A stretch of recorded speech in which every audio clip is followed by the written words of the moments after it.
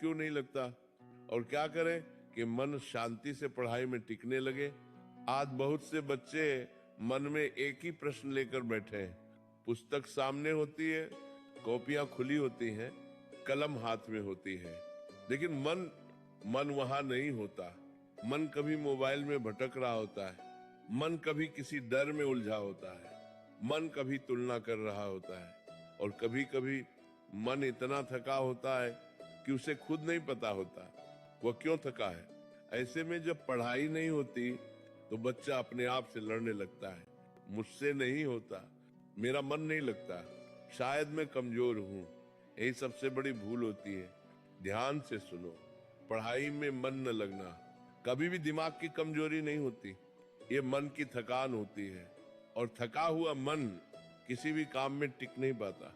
मन कोई मशीन नहीं है जिसे जब चाहा चला दिया।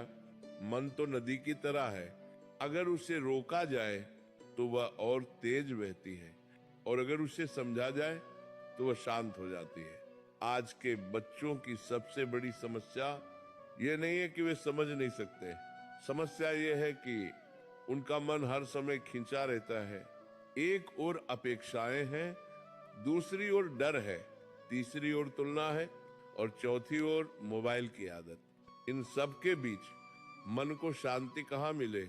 जब मन शांत नहीं होता तो पढ़ाई बोझ बन जाती है, और बोझ को मन कभी प्रेम से नहीं उठाता। याद रखना, मन वहीं लगता है जहां उसे अपनापन मिलता है।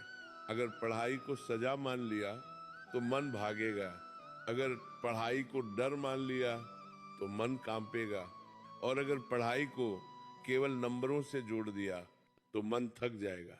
इसीलिए सबसे पहले ये समझना जरूरी है, पढ़ाई क्या है।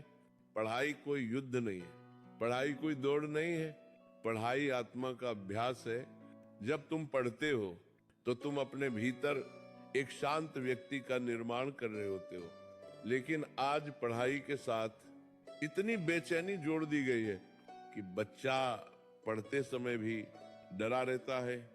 डर में बैठा हुआ मन ज्ञान को ग्रहण नहीं कर सकता। इसलिए अगर सच में मन लगाना है तो सबसे पहले पढ़ाई से डर हटाना होगा।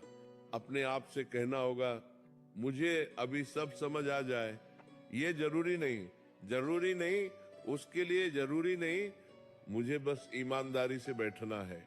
जब ये दबाव हटता है तो मन धीरे धीरे खुलता है। अब एक और बात समझो, पढ़ाई में मन नहीं लगता क्योंकि मन पहले से भरा हुआ होता है। आज का मन खाली नहीं है, वह बहुत भरा हुआ है अनावश्यक विचारों से, तुलनाओं से, भविष्य की चिंताओं से और व्यर्थ की सूचनाओं से।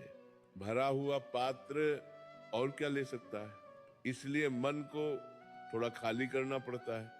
पढ़ने से पहले कुछ क्षण बस बैठ जाना चाहिए।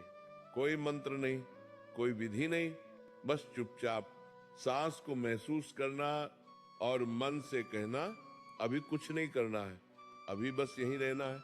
ये छोटा सा ठहराव मन को संकेत देता है कि अब भागना नहीं है। और जब मन रुकता है तो पढ़ाई अपने आप भीतर उतरने लगती है। एक और कारण है जिसके कारण मन नहीं लगता, वह है तुलना।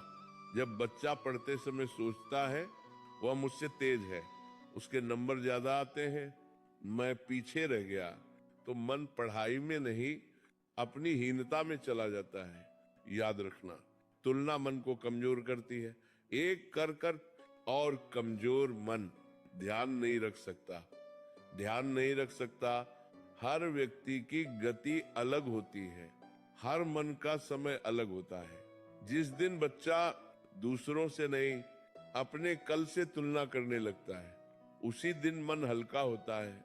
अब एक बहुत जरूरी बात, मन तब नहीं लगता जब शरीर उपेक्षित होता है, नींद पूरी न हो, शरीर स्थिर रहे, दिन भर स्क्रीन देखी जाए तो मन थक जाता है बिना कुछ किए। ऐसे मन से एकाग्रता की अपेक्षा करना अन्याय है। थोड़ा चलना, थोड़ा खुली हवा लेना, थोड़ा शरीर को जगाना, ये पढ़ाई से अलग चीजें नहीं है, ये पढ़ाई की तैयारी है। जब शरीर संतुलित होता है तो मन को सहारा मिलता है। अब मोबाइल की बात, मोबाइल समस्या नहीं है, समस्या है मोबाइल से मन का बंध जाना। जब मन हर क्षण नई उत्तेजना मांगता है तो किताब की शांति उसे फीकी लगती है। मन को फिर से शांत चीजों में रुचि सिखानी पड़ती है, और ये एक दिन में नहीं होता। धीरे धीरे कुछ समय पढ़ाई के लिए बिना फोन के, कुछ समय सिर्फ अपने साथ। ये अभ्यास मन को वापस अपने घर लाता है। अब भाव की बात, जो चीज डर से पढ़ी जाती है वह याद नहीं रहती, जो चीज प्रेम से पढ़ी जाती है वह बस जाती है। ये समझ में आ जाए तो जीवन आसान हो जाएगा। तो भाव